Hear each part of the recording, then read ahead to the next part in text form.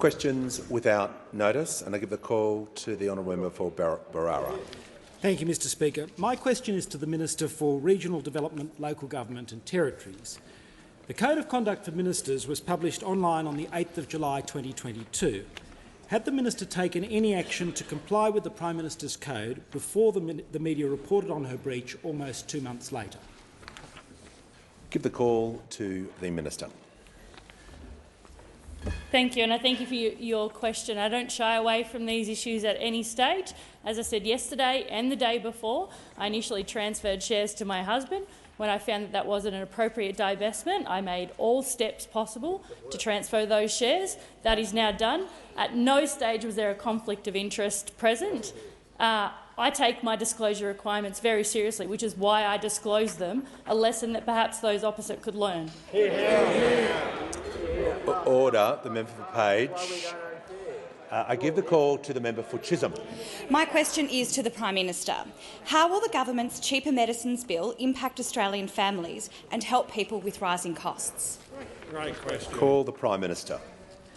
Thank you very much to the member for her question. And indeed, today we've introduced legislation to provide for cheaper medicines in accordance with the commitment that we gave at the campaign launch at Optus Stadium there in Perth during the election campaign.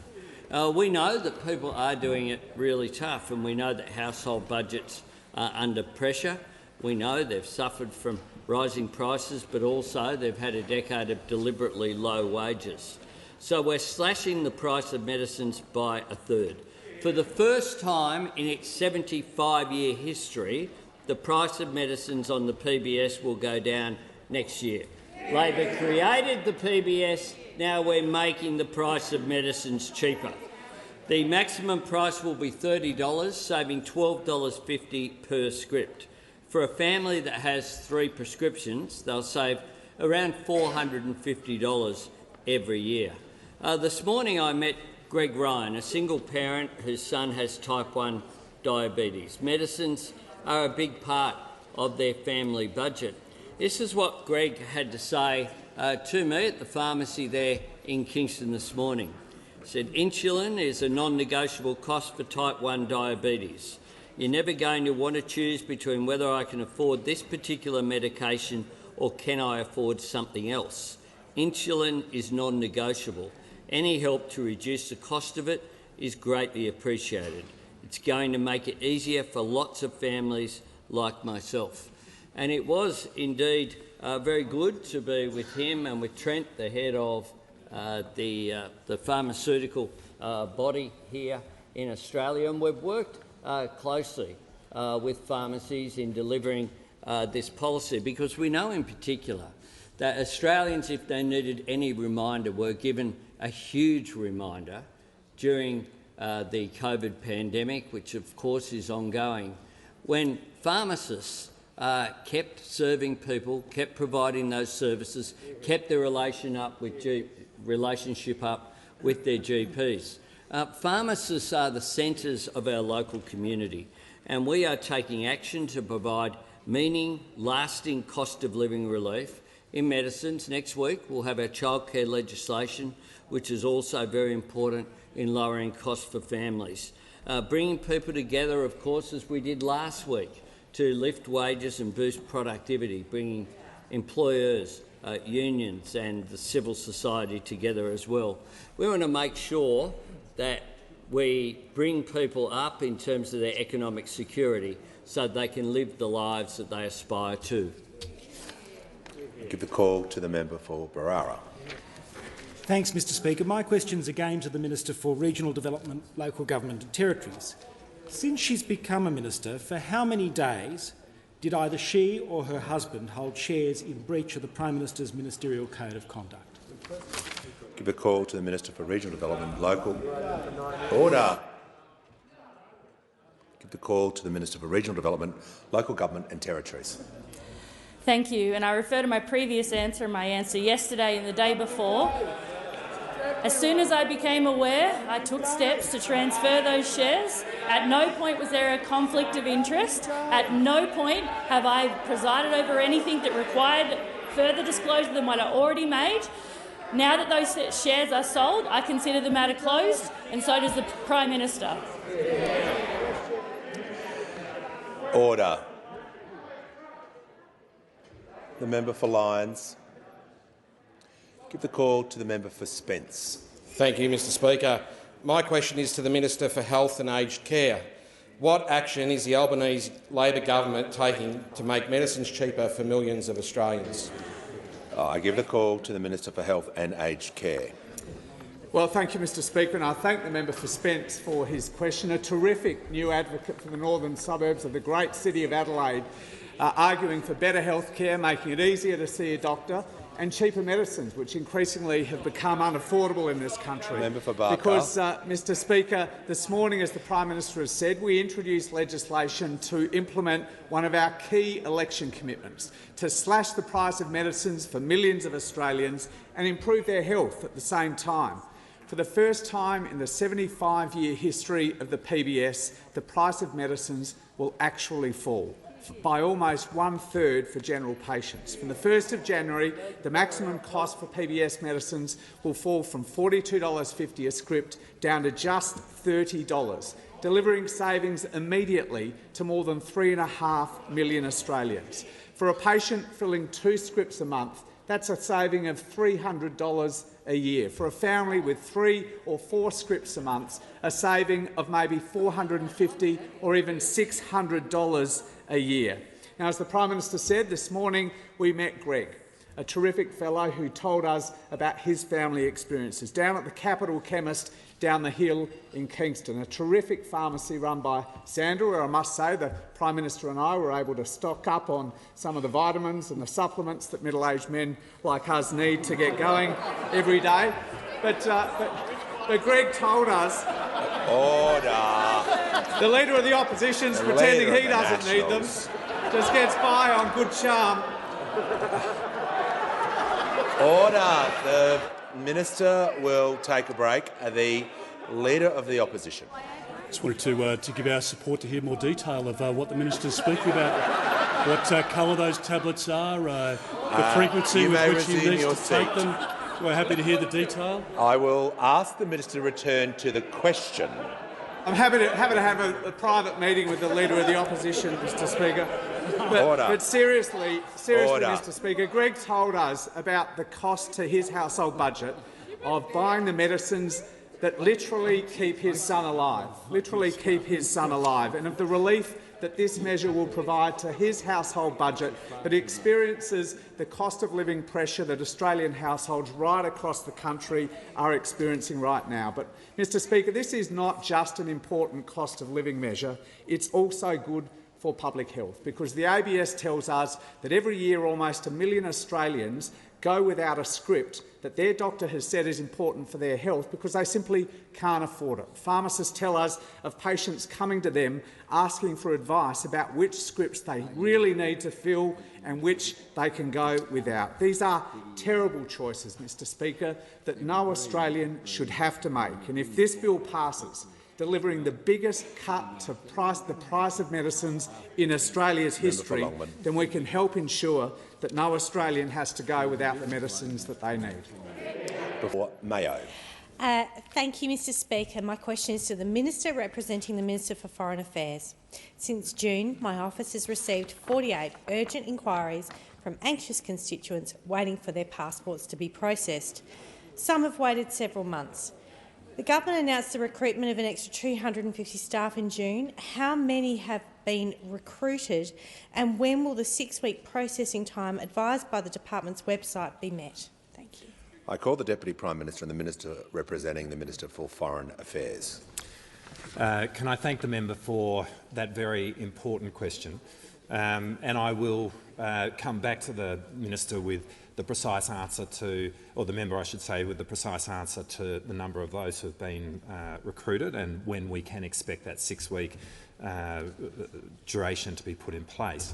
But I would point out that the lack of support that was provided by the former government in relation to this area over the preceding 9 years has led to the situation that is now facing so many Australians. 1 million visas waiting. Members on my left. Member Hume. That it has led to the situation that so many Australians are facing right now. And it's not surprising to me that you have had the incoming inquiries to your office about this question, because such inquiries have been felt by all of those on this side of the House, and I suspect in the electorate offices of those opposite, because what occurred under the former government in relation to this was an absolute disgrace. Now, the Albanese government is completely committed to rectifying this. The Deputy Prime Minister will resume his seat. The member for Barker, I'm trying to hear the Manager of Opposition Business. Give the call to the Manager of Opposition Business. Mr Speaker, there was nothing in the question about the record of the previous government. On relevance, you should direct him to the terms of the question. Thank you. The question was about the timelines and when it will be met, and I asked the Minister, the Deputy Prime Minister, to return to the question. With respect to those opposite, the record of the former government is precisely what has given rise to the fact of the inquiries which were referred to in the question that was asked by the honourable member to me. Now, the Albanese government is completely committed to rectifying the problems which have been given rise to by the performance of the former government. We will be doing everything we can to get to that, and I will return to the honourable member with the details that she's requested. I give a call to the member for Patterson. Thank you, Speaker. My question is to the Treasurer. What are the implications of today's national accounts? And how does the Albanese Labor government's economic plan respond to the challenges facing our government and economy? I give the call to the Treasurer, who will be heard in silence. Thanks very much, Mr Speaker. Thanks to the member for Patterson, who I know will want me to also recognise the Beyond the Broncos mentoring program friends who've joined us in the gallery today. It's nice to see you here. Mr Speaker, today the national accounts for June were released, and what they showed were that our economy is growing relatively solidly, but some of the challenges in the economy are growing solidly as well. We have an economy which is growing at 0.9% in the June quarter and 3.6% over the year. And this, as I said, is solid growth, but it doesn't tell the full story of our economy, and it doesn't reflect some of the substantial volatility we've seen in our economy over the last couple of months since this data was recorded. The big drivers of growth in the quarter were consumption and net exports. Again, pretty solid story on both of those fronts, but some challenges when it came to investment in dwelling and engineering construction, and also a lot of evidence of the skills shortages and labour shortages and supply chain pressures in our economy which are holding the economy back.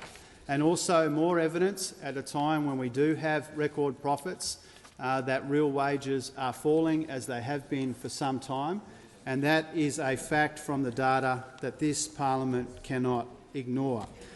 So what we want to see, Mr Speaker, and what our economic plan is all about is largely three things. First of all, providing responsible cost of living relief where we can, where it also provides an economic dividend. Childcare eases the cost of living but provides an economic dividend. Easing the cost of medicine makes life easier for people who are getting lots of scripts but delivers a health benefit as well. Fee-free TAFE is obviously part of the story. Tax cuts for electric vehicles, getting wages moving again. That's how you provide responsible cost of living relief. Secondly, we need to deal with the issues in our supply chains which are pushing up inflation and forcing the Independent Reserve Bank to raise rates. And that's why we're investing in these skills and labour shortages. That's why we're investing in TAFE. That's why we're investing in cleaner and cheaper energy right across the board, a future made in Australia. And thirdly, we need to begin to deal with the legacy of rorts and waste and wasteful spending that we've seen in the budget for too long, the defining feature of the budget under those opposite for far too long. So whether it's responsible cost of living relief, dealing with issues in supply chains, or making sure that Australians get genuine value for money in their budget, these are the key concerns of this government, key components of an economic plan, key parts of the Jobs and Skills Summit last week, and they'll be the key components of the budget that I hand down from this dispatch box next month as well. Order. I give the call to the Leader of the Opposition. Thank you very much, Mr Speaker. My questions to the Prime Minister. Prime Minister, before the election, you looked the Australian public in the eye and promised on 97 occasions that you would reduce their power bills by $275. Yesterday, the Minister for Climate Change and Energy said, and I quote, "The statement of $275 by 2025, we stand by our commitment." End of quote. Can the Prime Minister confirm that the Labor Party has now recommitted without qualification to a $275 power bill price cut? The call to the Prime Minister. I thank the Leader of the Opposition for his question. I've said absolutely consistently from this dispatch box, I think on every single day that I've stood here, that we stand by the modelling that we did, the Reputex modelling.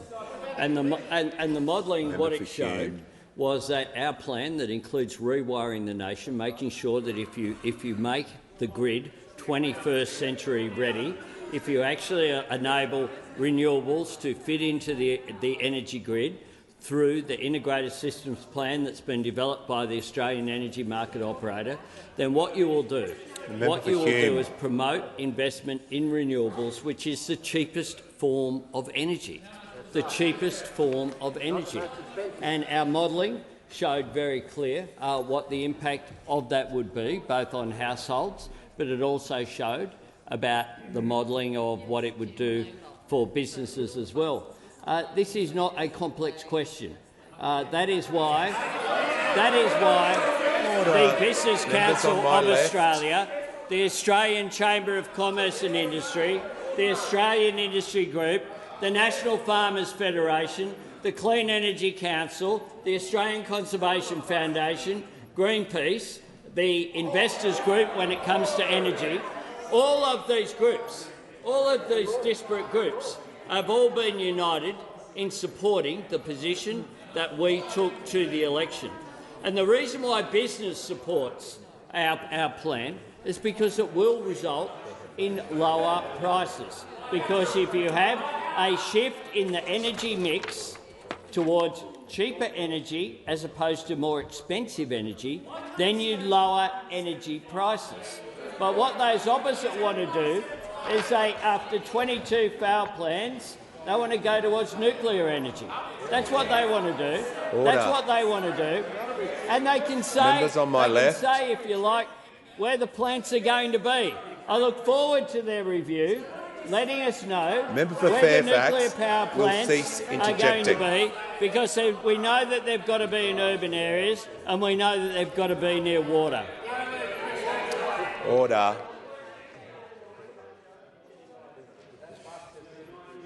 I give the call to the member for Solomon. Thanks, Mr Speaker. My question is to the Minister for Workplace Relations. How will the Albanese Labor government build on the outcomes of the Jobs and Skills Summit to encourage agreements and to get wages moving again? I give the call to the Minister. Thanks very much, and I thank the member for Solomon for the question, because cost of living and the challenges being faced by cost of living is the interaction between prices and wages. And part of being able to deal with cost of living means that we need to get wages moving. And that needs to apply to workers, in particular those who have not had the benefits of bargaining in a significant way. And disproportionately, they are the workforces where they are disproportionately women. Aged care, independent education sector, early childhood education, community services, health services. Will stop yelling. I had only today land on my desk, and this is how much red tape is in the system at the moment when businesses want to bargain together. Today lands on my desk from 22 different employers employing dental hygienists, dental therapists and health therapists, needing my permission to be allowed to bargain together. So the workers want to bargain with these employers, the 22 employers want to bargain together, and yet we have a red tape system where it has to go all the way to the minister, where I have to take into account 6 different conditions, and there's actually a 7th condition, which is anything else you want to consider. And after I give permission for it, which I did today, it then has to go to the Fair Work Commission, for them to give permission as well. Those opposite will publicly rail against red tape, unless it's red tape that holds wages back. In Victoria, we had early education centres.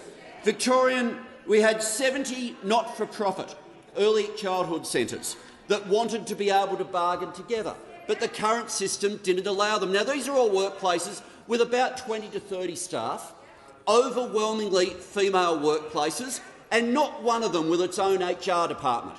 Like those opposite who wanted to do the bullying of different small business organisations recently, saying, how dare you try to get rid of red tape and try to be able to bargain together, might take notice that small businesses don't have their own HR department.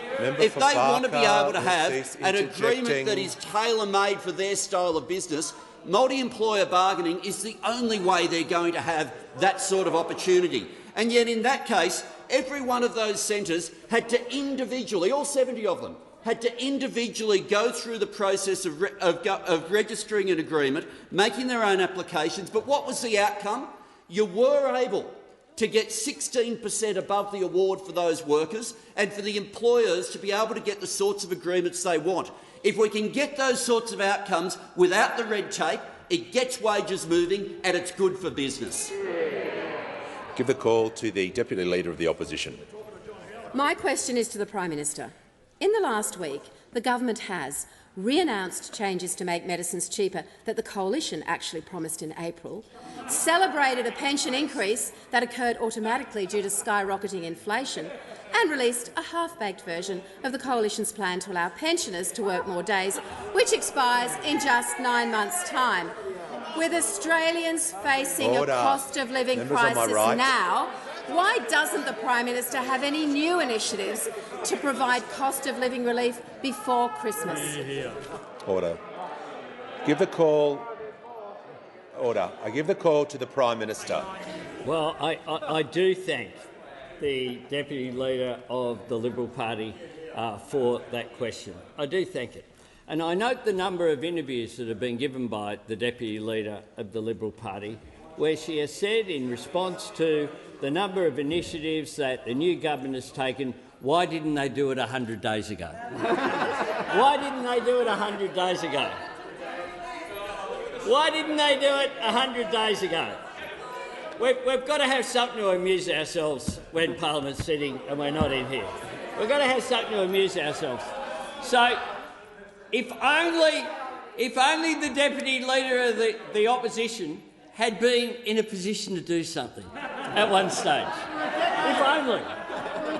If only in April, that the Deputy Leader of the Opposition refers to, she was in a position to do something. Or maybe in 2021 or 2000 or 2019 or 2018 or any of the other times that the member was sitting in the Cabinet, in between, of course, that sabbatical that she took from being in the Cabinet. But what we have done, what we did, of course, in the election campaign was go to Perth in our election campaign, and we announced a decrease from $42.50 to $30 for pharmaceuticals on the PBS. And what we did was we didn't just announce it, we did it. We did it. We did it. And we've introduced the legislation here today. We promised cheaper childcare, and that legislation will be here, of course, next week. Of course, the policy that they announced during the election campaign was less than what we announced, and was about 9 years too late. But I just find it beyond belief that there's no self-reflection at all in saying, why didn't you do things earlier, when you sat on these benches for 9 years and watched cost of living pressures rise at the same time as you were putting downward pressure on wages, at the same time as low wages were a key feature of the economic architecture. So the truth is that those on this side of the chamber now, the new government is acting based upon the commitments that we made those opposite Order. are lamenting the fact that they Member for didn't do Lindsay, the member anything for Moncrieff. to alleviate cost of living pressures in their 9 long years in office. Order. I give the call to the member for Newcastle. Thank you, Deputy Speaker. My speaker is to the Minister for Climate Change and Energy. What action is the Albanese Labor government taking to ensure Australians have more choice and better access to electric vehicles? And why is policy change in this area so important? I call the Minister for Climate Change and Energy. You've got to wait for it, guys. You've got to wait for it. Just wait for it. Mr Speaker, I thank the honourable member for her question and her very strong interest in energy policy. And of course, in the Albanese government, we're getting on with the job of providing Australians with better choice of electric vehicles and cheaper electric vehicles. Important is our electric vehicle tax cut that the Treasurer is shepherding through the parliament. That will save a fleet buyer $9,000 a year on average for their employees. If they buy them an electric vehicle, it'll save an individual $5,000 a year on average if they lease their electric vehicle through their employer. But I was a little surprised to read this morning, Mr Speaker, that the party of tax cuts is against this tax cut. The party of tax cuts over here has decided they're opposing making electric vehicles cheaper. This came as a considerable surprise to the government. It just shows they will go to any lengths to stop Australians getting cheaper and better electric vehicles. But even better, when I read this article this morning, was the explanation. The Shadow Minister for Finance said, we've looked at this and the real issue and concern is actually supply. The problem is supply, they said. The trouble is they're against even discussing policies to improve supply for electric vehicles to Australia. A couple of weeks ago, I announced that the government, Minister King and I, the Minister for Transport and I, announced the government would issue a discussion paper about how we can improve supply of electric vehicles to Australia. Opposition against it, against discussing better supply. They know, the Leader of the Opposition knows, that Australia and Russia are the only two developed countries without fuel efficiency standards, and he says, "Niet, we're not going to discuss that." It's his net zero policy, Mr Speaker. It's the only one he's got. He's against it. But the Deputy Leader of the Opposition came out. She had a good reason. She said, another one of those interviews, she said, there is no firm in the world that's making electric utes at the moment. No company in the world. Now, she has a point. I'm always fair, Mr Speaker. She has a point. But there are some small boutique firms making electric utes. Honourable members might not have heard of them. Mitsubishi, Ford and General Motors. But apart from that, there's very few, Mr Speaker. It's only a small group are making electric vehicles. We on this side of the House stand for better choice because electric vehicles are better for the environment, they're better for cost of living, and we want all Australians, regardless of where they live, to have the right to a good electric vehicle, and that's what we're getting on and delivering.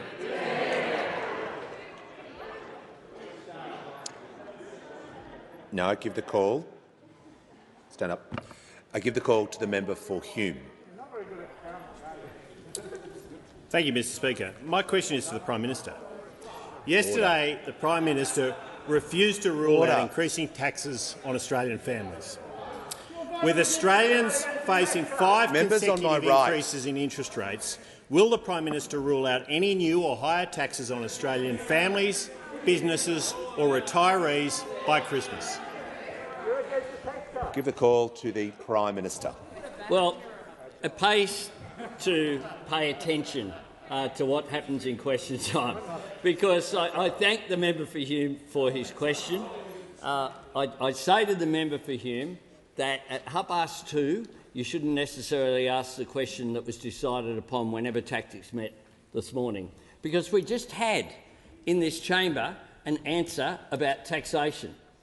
And when we on this side of the House have legislation, Members on my left. before the parliament right now to lower taxation, And those opposite in their party room yesterday, imagine the discussion. Some of them would have said, followed the Deputy Leader of the Liberal Party and said, well, it's not really relevant because they don't exist, these electric vehicles, electric utes, they don't exist.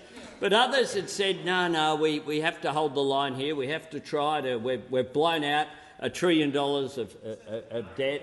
Why would we worry about these issues? And then they came down to no. Remember, if we vote, for a tax reduction. Pause. I call the Manager of Opposition Business on a point of order. Order. Point of order is relevant. He was asked, will he rule out taxes on Australian families, businesses and retirees? That's not an invitation to speculate about what occurred in the opposition party.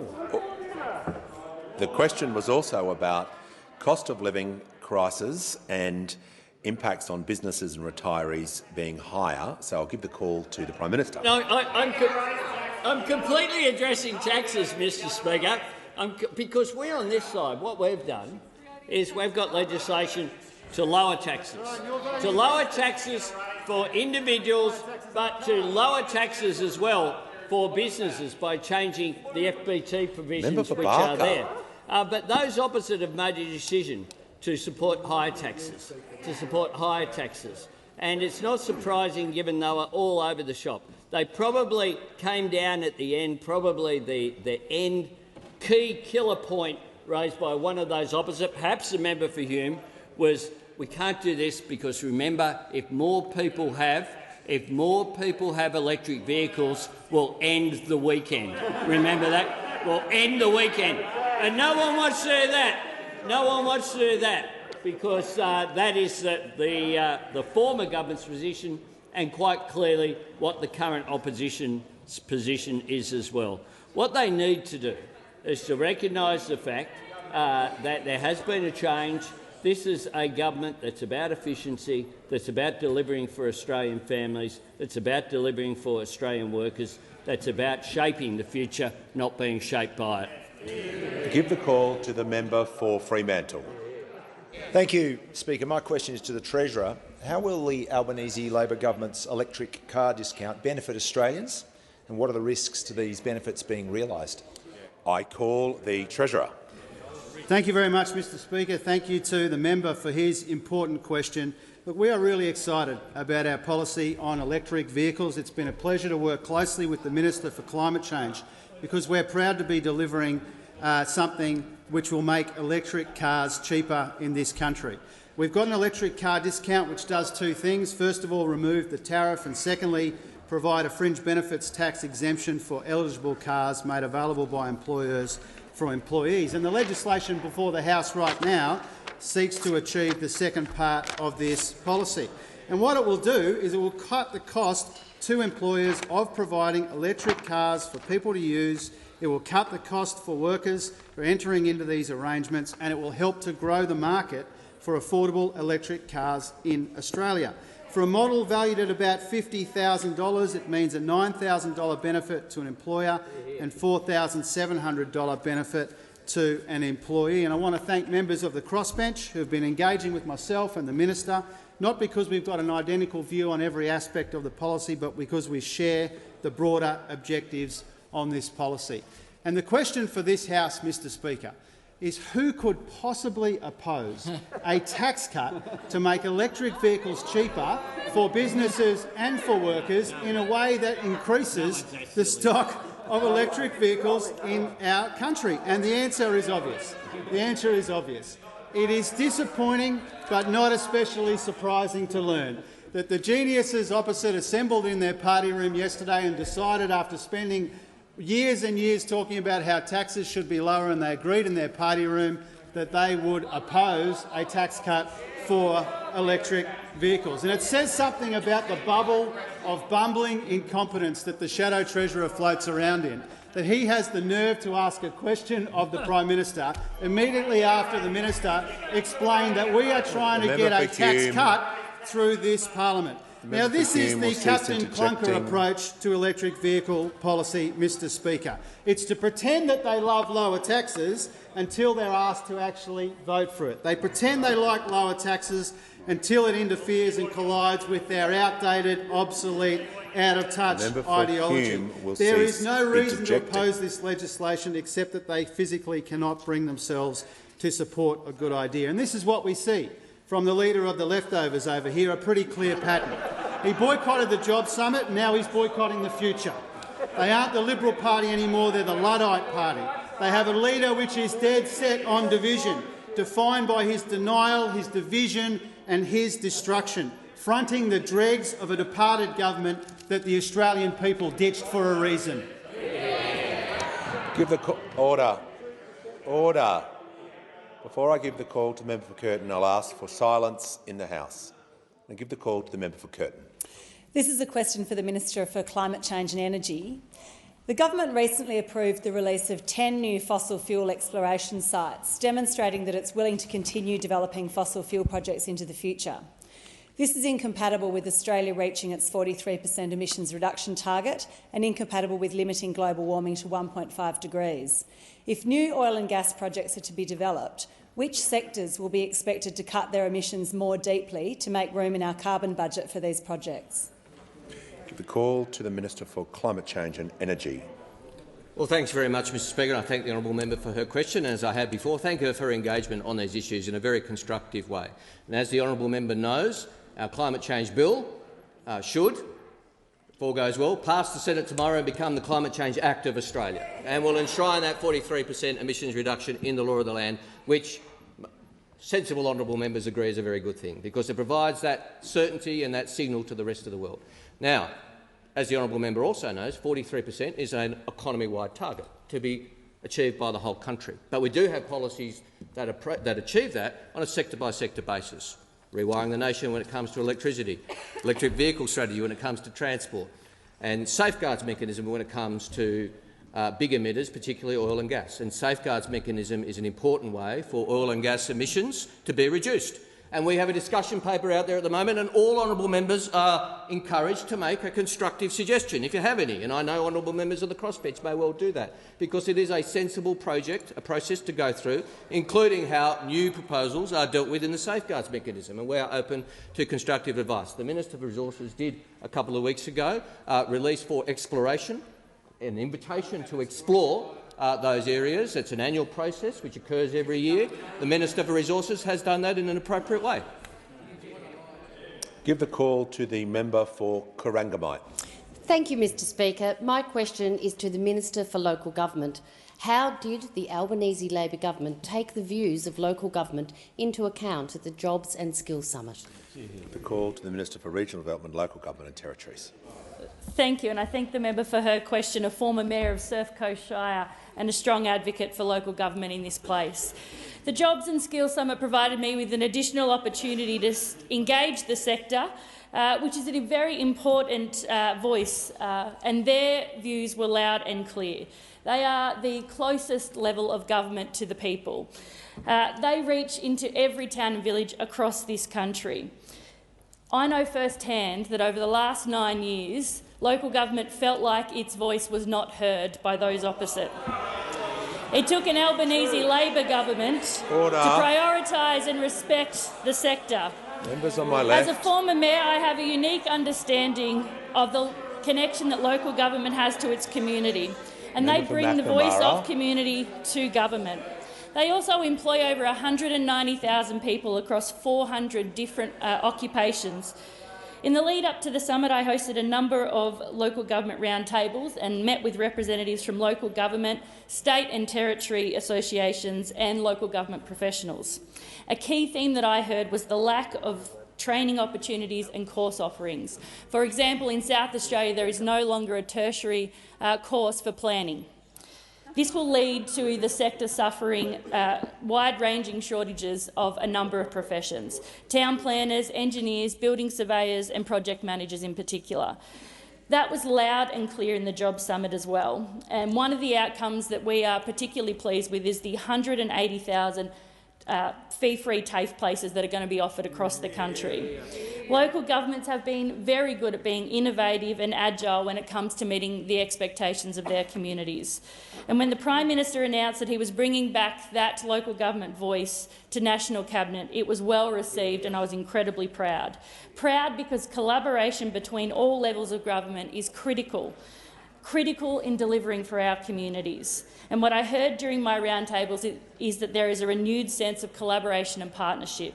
Indeed, I am incredibly proud to be delivering back the Australian Council of Local Governments, first introduced by the Prime Minister. I'm excited about the future of collaboration and partnership with local governments, a sector that delivers for all of our communities.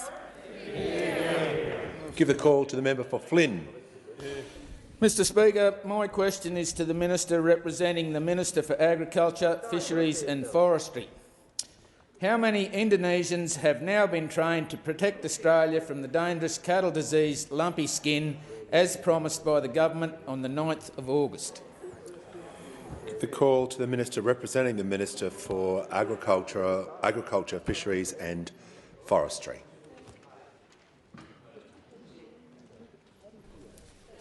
Thank you very much for your question and for raising, I think it's the first time we've been actually asked a question about lumpy skin disease, which of course is another biosecurity threat to our agricultural sector. I am pleased, as I know that the other members of this House will be, that we remain LSD-free, and long may that stay the way, because an outbreak of lumpy skin disease or foot and mouth disease in Australia would have a devastating impact on our economy. I know the government, the minister, is supporting Australia's livestock industry and responding in a calm and methodical way. We've been doing that both with our foot and mouth disease and lumpy skin disease, and all the way along we'll be continuing to make sure that our biosecurity is strengthened. We're taking, again, a three-pronged approach to these, strengthening measures at the border, working with our partners in the region, particularly Indonesia, but beyond, to prevent the spread of these diseases and to make sure that we've got doses of vaccine. Some 435,000 doses of LSD vaccine have been delivered to Indonesia, and we continue to provide technical support to that country. Give the call to the member for Dunkley. Thank you, Speaker. My question is to the Minister for Sport. How is the Albanese Labor government working to promote women's participation in all aspects of sport, on and off the field? The call to the Minister for Aged Care and Sport. Thank you, Mr Speaker, and I thank the member for Dunkley for their question. The first ever female president of Squash and Racquetball Victoria, who has been decorated for her contribution to increasing women's participation in sport. And can I also acknowledge the other female athletes that are elected to this place, the member for Mackellar and the member for Warringah, whom I hope will join with the Albanese Labor government in bringing integrity and equality back to sport. We want to increase opportunities for women's participation in sport. We want to support elite female athletes, and we want to encourage more women to take up leadership positions in sport at all levels. Instead of continuing to try and retrofit women into a system built for men, we want to build a system now that acknowledges and accepts everybody in sport at all levels. Instead of continuing to try and retrofit women, we're going to start anew. We are going to close the gender pay gap. The Albanese government stands for closing the gender pay gap, whether you work at a desk, in a factory or in an arena, and we want to address that for female athletes and female administrators who are leading in Australia. I chaired the Women in Sport Roundtable Workforce Edition, facilitated by the Sexual Discrimination Commissioner Kate Jenkins, to fit in with the broader Jobs and Skills Summit held recently here at Parliament. Repeatedly raised with me at this roundtable was how the infrastructure of sport is still heavily geared towards men, both on and off the field. And that is unacceptable, Mr Speaker, for those on this side of the House, and particularly as we are now on the green and gold runway to Brisbane 2032, an event I know that you, Mr Speaker, feel very passionately about. There are too many one-off programs rather than long-lasting systemic reforms in sport. There are too many times when women are punished for daring to excel in sport. Opal star and GOAT Lauren Jackson joined our workforce roundtable, and she spoke passionately about how many awful slurs had been directed at her, her teammates, junior players that she helps and female referees, not just during her career but to this day. We must do more to protect them, and we will. We will do more to create sporting infrastructure that treats women with equality. Mr Speaker, the Prime Minister and Treasurer leading a national debate on employment and the workforce provides us with an important opportunity to correct sports gender imbalance as well, and that is now what we are seeking to do. Women bring a diversity of skills and experience but continue to be underrepresented in decision-making in sport, and that is now what we on this side of the House are working to change. Give the call to the member for Indi. Thank you, Mr Speaker. My question is to the Attorney-General.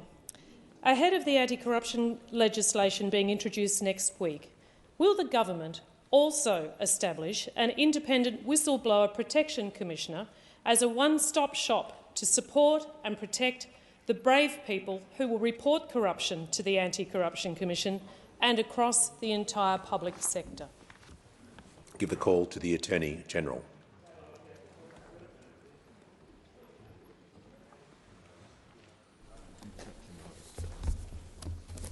I thank the member for Indi for her question, and thank you. I thank the member for Indi for her question, and say that I'm looking forward. Order. I've never seen you helpful before, Phil. And say that I'm looking forward to introducing to the Parliament next week the legislation to establish a National Anti-Corruption Commission, fulfilling a commitment that our government made at the last election and indeed at the election before that. And just to remind those opposite, a commitment that those opposite made at the last election and at the election before that. And it's long past time that this Parliament moved to establish a National Anti-Corruption Commission. Going to the question from the member for Indi, the government is of course committed to ensuring that Australia has an effective framework to protect whistleblowers. Frameworks to protect whistleblowers are critical to supporting integrity, to supporting the rule of law. I'm very proud that when we were last in government, we brought to this Parliament the Public Interest Disclosure Act 2013, and I equally am able to say that I was very disappointed to watch that the statutory inquiry that we legislated for when passing that Act in 2013 took place and was carried out by an eminent Australian, Mr Philip Moss, who reported to the former government at the end of 2016, and there the report sat. Mr Moss made a number of very sensible suggestions for amendment to the Public Interest Disclosure Act. Regrettably, the former government simply sat on those recommendations by Philip Moss. I have said since coming to office that we have picked up Mr Moss's report. We are going to be looking hard at the recommendations that he has made. I am hopeful of bringing to the Parliament in coming months amendments to the Public Interest Disclosure Act which pick up and almost certainly will need to update the recommendations that Mr Moss made back in 2016. Whether or not it goes to a Whistleblower Protection Commissioner is something that the government is still considering. I know that the member for Indi has a very keen interest in this matter. I know that in her Anti-Corruption Commission bill that she had in the last Parliament, she had provided for a Whistleblower Protection Commissioner. That's why we are taking that particular idea very seriously indeed. The call to the member for Lingiari. Thank you, Mr Speaker. My question is to the Minister for Indigenous Australians. Minister, how will the outcomes of the Job and Skills Summit deliver proper jobs and wages for Indigenous Australians in remote communities? Give the call to the Minister for Indigenous Australians. Thank you, Mr Speaker. And can I thank the member for Lingiari for her question and recognise that she has a very deep interest in this issue and an intimate understanding of a community development program. Thank you very much. The Albanese Labor government believes that the CDP is broken. It has been broken for a very long time. Communities tell us it is broken. It does not result in employment. It does not result in people participating properly in the scheme, and the scheme needs rebuilding. It needs replacing, in fact, and that's precisely what we intend to do. There are 40,000 people in 1,000 communities who are on the Community Development Program, and 85% of that 40,000 people are First Nations people. It is a program that is not fit for purpose and has caused real hurt and real harm in communities, and it has certainly not ended up with people getting employment. We believe the CDP should be replaced, and that's what we're moving to do. It should be a scheme that is about real wages, decent conditions and real jobs, and that is what the outcome will be. Just last week, I held a roundtable into the lead-up to the Skills Summit to address these issues directly. There were representatives from peak bodies, alliances and unions, community leaders, local councils, and all had an opportunity to have a frank conversation about this failed scheme. Mr. Mickey Wanamara from Arnhem Land Progress Association warmly welcomed our approach, describing it like this. And this is a person that knows this scheme very, very well. It is a way to build sustainability and a better future for our people. We'll be holding more targeted consultations, and in fact that is being planned as we speak, because we know that the previous government did not listen to people who knew this program well. We believe in self-determination, and that's what we will put in place.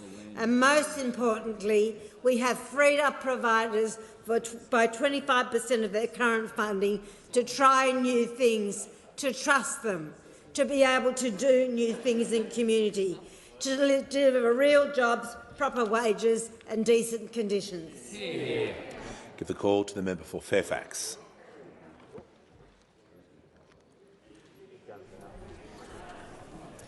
Thank you, Mr Speaker. My question goes to the Minister for Climate Change and Energy. Does the departure of the former Chief Executive of Snowy Hydro indicate that the Minister is unwilling to accept frank and fearless technical advice as to the viability of the Kurri Kurri plant operating with hydrogen from day one? Give the call to the Minister for Climate Change and Energy. No. Give the call to the order. The member for Hume. Order. I give the call to the member for Wills. Thank you, Mr Speaker. My question is to the Deputy Prime Minister. How is the Albanese Labor government ensuring our defence personnel have the skills and training to operate our future naval capabilities and defend Australia's economic and security interests? The call to the Deputy Prime Minister and Minister for Defence. Well, can I thank the member for Wills for his question and acknowledge the contribution that he's made in this place and indeed in his pre-parliamentary life to our nation's security. Last week I was in the United Kingdom and was present at the commissioning of HMS Anson, an Astute-class submarine in the Royal Navy at BAE's facility at Barrow-in-Furness. And I had the opportunity of being shown around that facility and presented with the way in which BAE build both the Dreadnought and Astute-class submarines, and it really was a sight to see. I met with my counterpart, Defence Secretary Ben Wallace, and the former Prime Minister Boris Johnson, and we talked about the very solid progress which is happening in respect of AUKUS. And this builds on a visit back in July to the United States, where I met with Defence Secretary Lloyd Austin, where we also spoke about the progress of AUKUS. And across all three countries there is a sense of shared mission which has us on track to making a decision in the first part of next year about which platform will be the basis of Australia's nuclear-powered future submarine.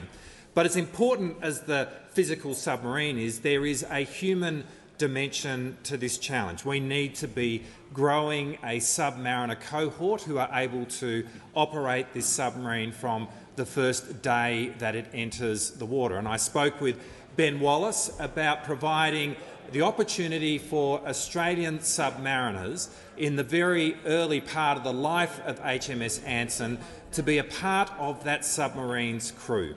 And this is in addition to opportunities that we're pursuing in the United States, where I met with two Australian students who are participating in the US Reactor Engineering School, and they're in Washington.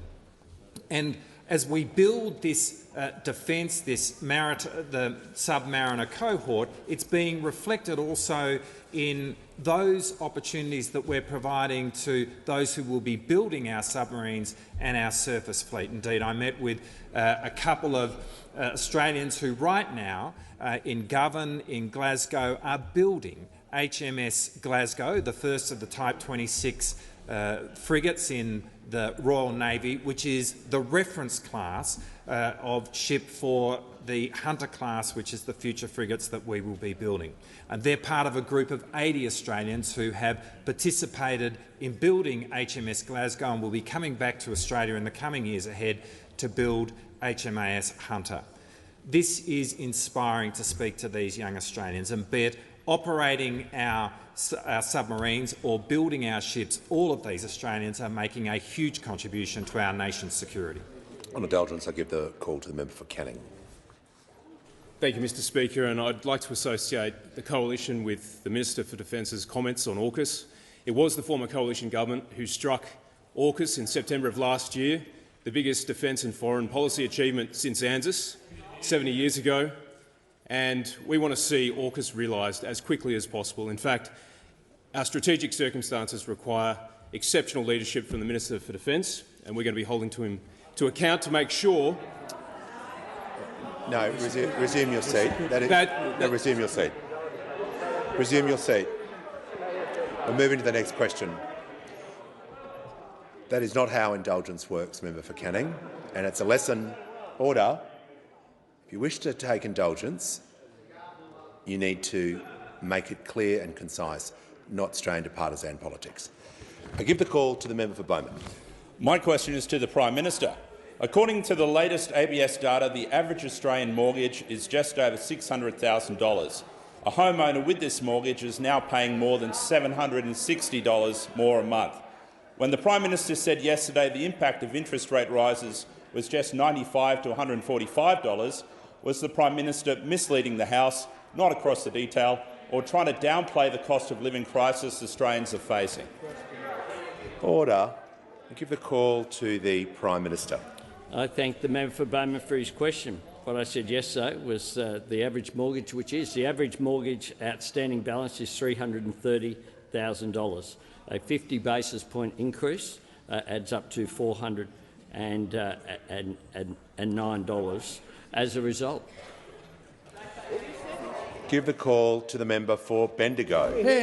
Thank you, Speaker. My question is to the Minister for International Development and the Pacific. How is the Australian government building a more prosperous region and supporting Australian businesses through improvements to the Pacific labour mobility? Give the call to the Minister for Defence Industry. I want to thank the member for Bendigo for her question and thank her for working with local employers to access the scheme, and also, importantly, to welcome all those Pacific workers that are right now in Bendigo contributing to the local economy. Mr Speaker, the Albanese Labor government is deeply committed to a stronger economy and deepening our relationship with the Pacific. And the Pacific Australia Labour Mobility Scheme, or PALM, is critical to that. It was created by Labor in 2012 through this SWP, and we're improving it now that we're in government again. We're improving it by reducing the travel costs for employers utilising the scheme. We're improving it by allowing workers on long-term visas to bring their families. We're improving it by increasing protections against worker exploitation, and we're improving it by expanding the number of sectors that can access the scheme. And I'm proud to inform the House that this is already paying off. We've got a record number of Pacific workers in the economy, over 27,000 already, and nearly 400 employers are accessing the scheme. This is critical to filling our labour shortages while we train Australians right now. And, Mr Speaker, it's making a huge difference in the Pacific. 1/3 of the 15 million Pacific Islanders live on less than $20 Australian a week, less than $20 a week. In contrast, the average worker in this scheme on a long-term visa sends back $15,000 a year. Imagine the impact for families and communities, $15,000 going back to their community, to their family each year. And, Mr Speaker, I've had the privilege of seeing the impact of this scheme firsthand. I recently visited the Solomon Islands and met Joseph and Jared, who returned from 3 years in Australia. And not only did they benefit from this scheme, they developed critical skills that are now allowing them to set up new businesses in the Solomon Islands. And I met people training to be meat workers and hospitality workers who are so excited about this scheme. I went while I was in Suva with the Prime Minister to visit a training centre where 40 enthusiastic women were training to be aged care workers in Australia. They're now in Australia doing their practical training in the lead-up to working in regional Queensland. And, Mr Speaker, I'm delighted to say there are 40,000 pre-screened workers ready to go. And we anticipate that each year this scheme will inject over $360 million into the economies of Pacific Islands. $360 million a year, which will be vital in some countries where remittances make up to 40% of their GDP. Mr Speaker, this is a vital scheme that helps the Australian economy, lifts families out of poverty and strengthens our relationship with the Pacific.